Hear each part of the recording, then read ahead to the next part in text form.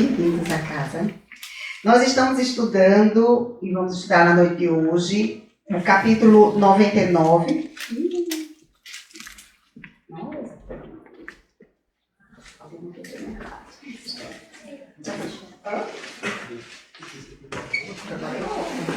Gente, vai ser outro tema, não é o que está aqui. Então vamos lá. A gente está no livro Fonte Viva, capítulo 99. O tema é persiste e segue. Tá? Não é o filho próprio. Não. Tá certo, né? Muito bem. Então a gente vai estudar o capítulo 99 do livro Fonte Viva. O tema é Persiste e Segue. É um livro de psicografia de Chico Xavier pelo Espírito Emmanuel. Aí as meninas vão corrigir ali o texto. Senão a gente conversava sobre isso mesmo, que foi o que a gente trouxe, né? Esse trecho do Evangelho, para quem não conhece as obras de Emmanuel, ele tem uma série de livros que são muito bons para o uso do Evangelho no lar. E ele geralmente pega algum trecho de alguma carta de Paulo, normalmente, e fundamenta o estudo do Evangelho nesse texto. O texto da noite de hoje é baseado em Hebreus, capítulo 12, persiste e segue. Persiste. É porque eu estou falando pernambuquês. Persiste e segue. E o Hebreus, capítulo 12, versículo 12. Portanto, tornai a levantar as mãos cansadas e os joelhos desconjuntados. Nesse trecho do Evangelho, Emmanuel nos chama a uma reflexão, que é a reflexão de como nós lidamos nos momentos em que estamos cansados, em que as dificuldades surgem. E ele ressalta para a gente que a gente, nesses momentos, deve buscar a força interior e cultivar em nós o desejo de persistir e continuar no nosso processo de transformação e de evolução. E é esse o convite que ele faz no Evangelho da noite de hoje para nós. Que mesmo em momentos em que nos sintamos machucados, cansados, sem esperança, desacreditados, que ainda assim a gente nos conecte a Deus, nos fortaleçamos e sigamos em frente. E Emmanuel, ele faz nesse Evangelho a comparação da nossa jornada espiritual com a labuta do lavrador, que algumas vezes, em momentos de tempestade, ou mesmo em momentos que ele está muito cansado, ele acaba às vezes desistindo. E no momento que ele para de trabalhar, a tempestade, através da água, destrói a colheita, ou muitas vezes os vermes consomem o serviço que ele começou, mas que ele parou porque ele não teve a força de continuar.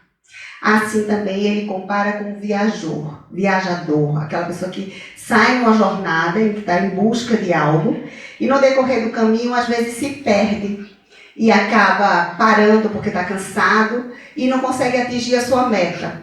Não consegue curtir o caminho, que quando a gente viaja a gente sabe que mais do que o objetivo final, a jornada é a conquista, né? Então o Emmanuel compara esses nossos momentos de insegurança e falta de força e de fé a situações do lavrador e do viajador que desiste no meio do caminho. E ele nos faz e nos convida a refletir sobre isto. Quantas vezes nós deixamos, por conta do cansaço, de seguir adiante no trabalho? Quantas vezes a gente tem a oportunidade até de vir para cá, nesse momento em que a gente está cuidando da gente, né? Porque este momento aqui é o momento de nos fortalecermos para a nossa jornada. Mas quantas vezes a gente chega no dia que está combinado ir lá para o centro, para continuar o nosso tratamento, e parece que tudo acontece para a gente não vir. Não é mesmo? Alguém já passou por isso? Até o carro às vezes quebra, né? A gente surge de última hora uma chamada no trabalho, que a gente fica às vezes sem coragem de dizer, então eu tenho um compromisso agora comigo mesmo, né? Quantas vezes isso não acontece? São os testes que a gente tem no caminho. E o convite é que a gente persista, não desista. Sigamos e enfrentemos essas dificuldades. Quantas vezes a gente começa a fazer um trabalho e a gente desiste, ou a gente para, a gente não se torna constante.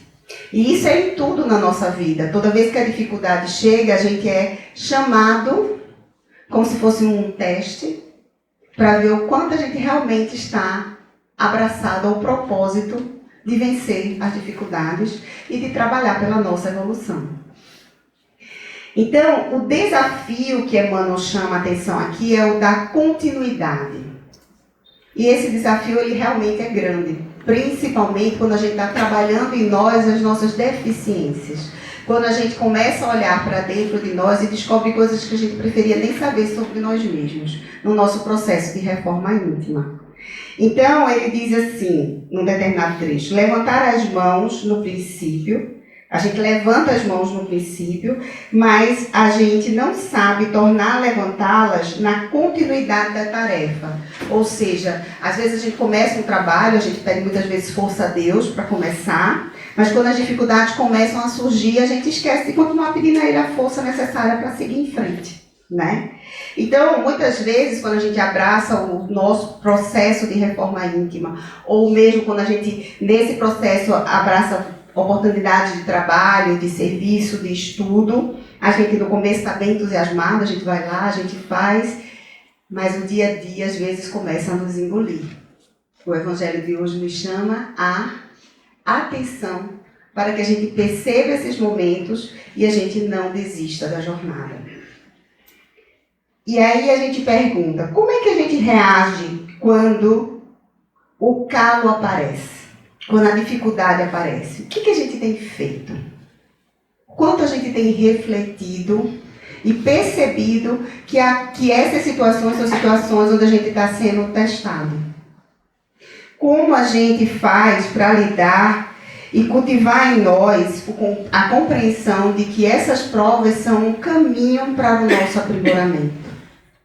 Emmanuel fala que no meio da jornada a gente vai ter várias situações que vão nos colocar à prova e que vão nos fazer fugir do serviço e do trabalho. Seja por desilusão, às vezes a gente começa um trabalho, às vezes por ingratidão, porque às vezes a gente acha que as pessoas não estão reconhecendo o trabalho que a gente fez, né? Quando na verdade, quando a gente faz o bem, Jesus já dizia que a tua mão esquerda não saiba o que faz a direita. Né? Então eu não preciso do reconhecimento dos outros para continuar firme no meu propósito de fazer o bem. Eu preciso sentir em mim a realização de fazer o bem. Quem já teve a oportunidade de fazer visitas em casas de repouso ou em orfanatos, que a gente está crente que a gente está indo lá ajudar todo mundo, e quando sai, quem sai mais recarregado somos nós mesmos. Se a gente fizer outro exemplo, não necessariamente precisa visitar uma casa de família, uma casa de idosos, né? Quantos de nós nos lembramos de visitar os idosos da nossa família? Quantos de nós nos lembramos de ligar para um pai ou uma mãe que está longe e perguntar como você está? Quantos de nós nos lembramos de que, ao ligar para um amigo para saber como ele está, no fim a gente acaba recebendo toda uma emanação de carinho e de afeto, porque no momento que nós damos, nós estamos recebendo. Então, que a gente não se deixe levar pela desilusão, que a gente não se deixe levar pelas dificuldades da jornada para chegar onde a gente quer chegar, que a gente não se deixe levar pela ingratidão ou pela maldade que muitas vezes surge no nosso caminho e nos faz pensar se vale a pena continuar. Emmanuel nos convida a esquecer isso e fazer a nossa parte, a persistir no nosso processo de reforma íntima, porque ele só diz respeito a cada um de nós. A nossa vida é nossa. Quem é o autor da nossa história somos nós. Temos que ter a responsabilidade primeiro para conosco, no sentido de nos amar e fazer o bem porque queremos fazê-lo. Porque a gente sabe o que colhemos dentro de cada um de nós. Quando a gente faz isso, muitas vezes a gente nem percebe. E é exatamente isso, a gente não precisa perceber como o outro está se sentindo. Mas a gente precisa buscar dentro de nós a paz de cada ato nosso. Então, não é a ausência de dor que define se somos fortes ou não, mas na verdade é a nossa capacidade de continuar mesmo diante da dor. E ressaltamos sempre, não é que você precisa buscar o sofrimento, mas não se entregue a ele.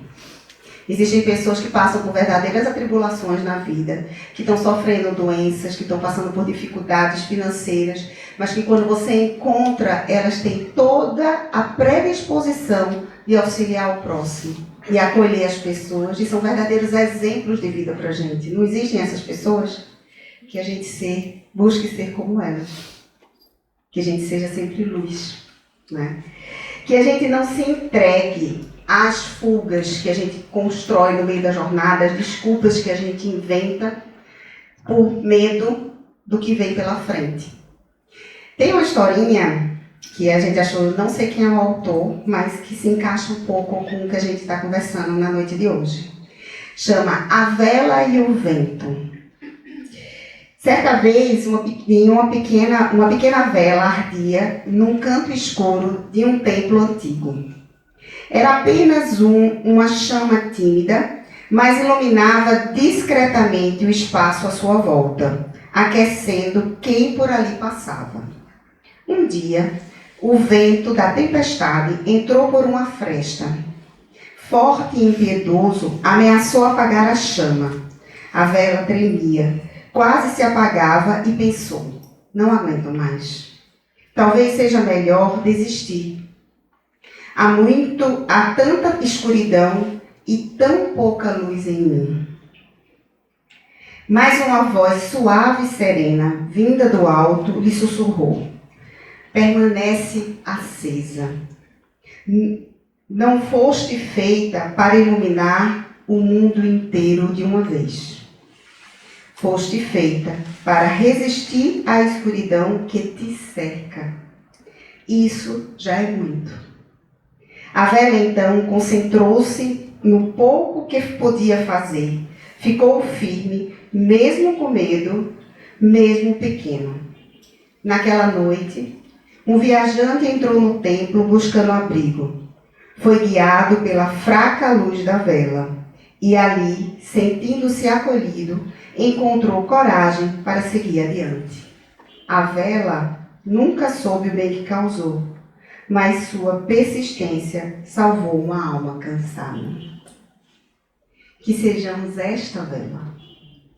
Porque a gente não precisa iluminar o mundo inteiro, mas o nosso mundo, aquele mundo que está próximo a cada um de nós. Nós temos luz própria, nós temos a capacidade de amar, de acolher e de abraçar quem nos cerca.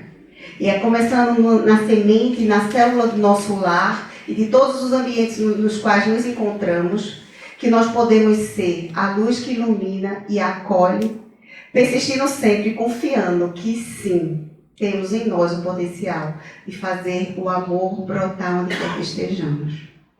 Que sejamos firmes, constantes, cheios de esperança e fé, e sejamos luz na vida de todos que nos cercam. Muita paz.